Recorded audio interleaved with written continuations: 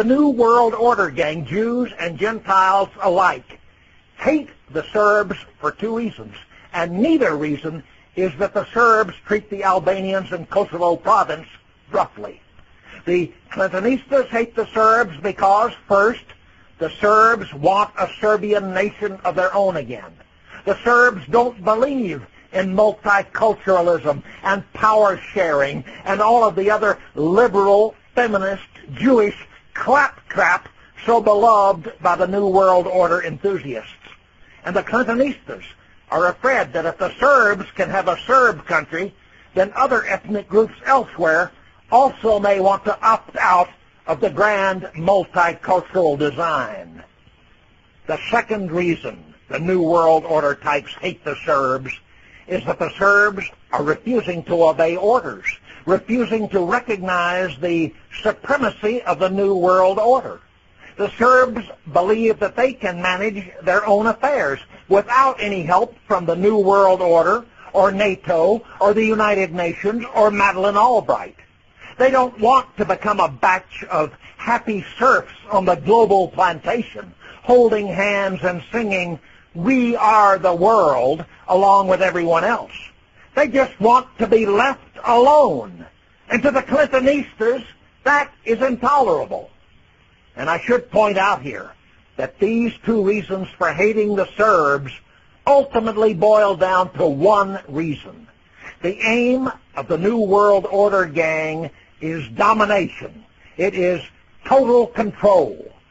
To some of the Gentiles in the gang, this aim may be all tied up with the ideology of egalitarianism and multiculturalism and making fighter pilots out of women.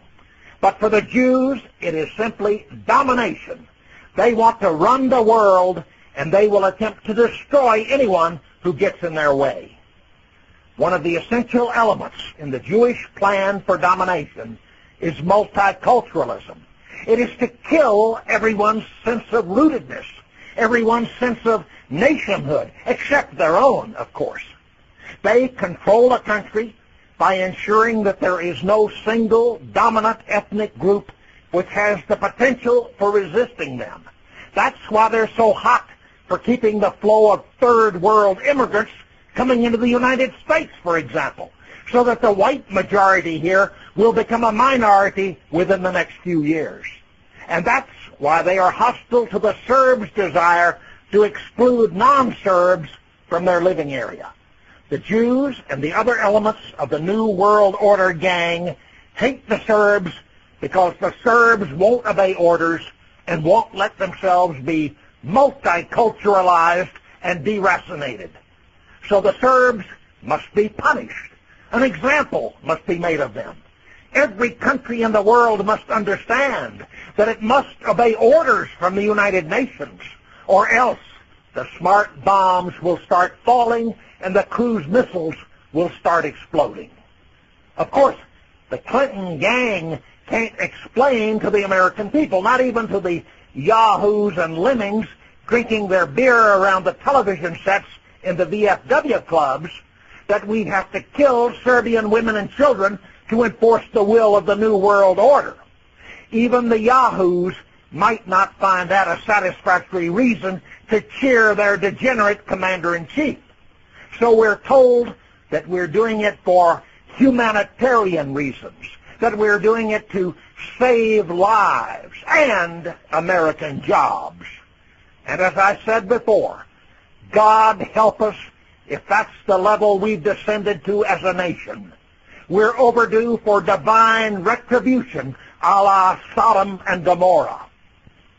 One thing to keep in mind when you see our brave commander-in-chief on television explaining why this new war is necessary is that he is lying just as much as when he went on television last year and told us that he had never had sex with a certain female intern in the White House.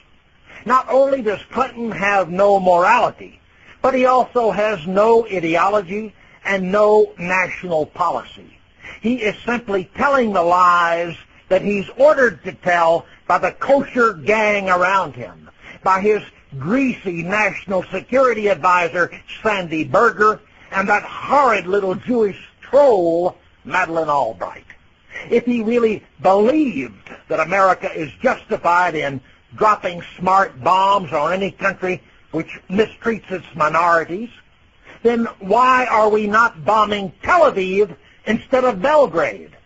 Israel, perhaps you are aware, is a country which has an official policy of using torture to extract information from Palestinian prisoners.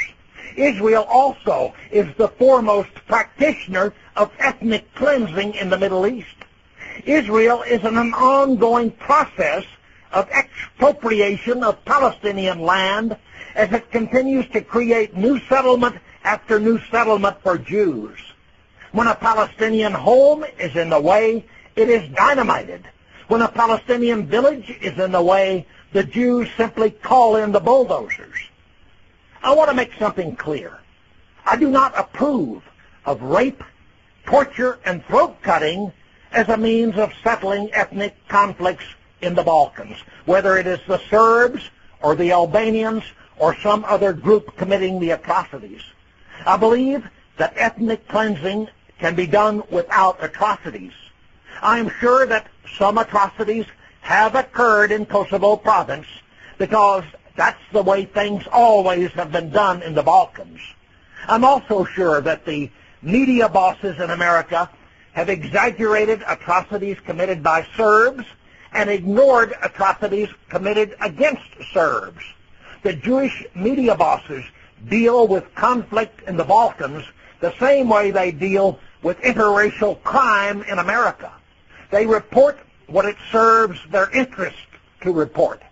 A group of whites kill a black, and it's national headline news for weeks. A group of blacks kill a white, and no one outside the community where the killing occurred ever hears about it. But I'll say it again. I don't approve of the sort of brutality that the Serbs have been accused of inflicting on Albanians or Croats or Bosnian Muslims. If there are atrocities going on in Kosovo now, however, a substantial portion of the blame must go to the Clintonistas in Washington. When American armed forces are killing Serbs, ostensibly on behalf of Albanians, one shouldn't be surprised if the Serbs take out their anger on the Albanians. But really, it's not the conflict between Serbs and Albanians that should be our principal concern here. What we should be concerned with is America's policy of killing people who refuse to obey the New World Order gang. We should not let our armed forces be used as a private death squad by Madeleine Albright. We should be concerned about the Clinton government's policy of ignoring the sovereignty of other countries and calling in missile strikes whenever we don't like the way they're conducting their internal affairs. And the disagreement between Albanians and Serbs in Yugoslavia's Kosovo province is strictly an internal affair in the sovereign country of Yugoslavia. When we attacked Yugoslavia last week, we were committing raw, naked aggression against a sovereign country. Running around the world doing that sort of thing is not conducive to stability or to world peace, regardless of Mr. Clinton's attempts to justify it. America is clearly in the wrong in the present war against Yugoslavia. And we also should be concerned about our government's policy of hypocrisy and lying. We should not pretend to have principles when we don't. As much as some mush-brained liberals would like to believe that we're operating in accord with some sort of higher morality where we go charging in to punish any government which mistreats some minority inside its country, it's clear that that's not the case. I've already mentioned the Jews' mistreatment of the Palestinians in Israel, but I also could mention a number of other countries.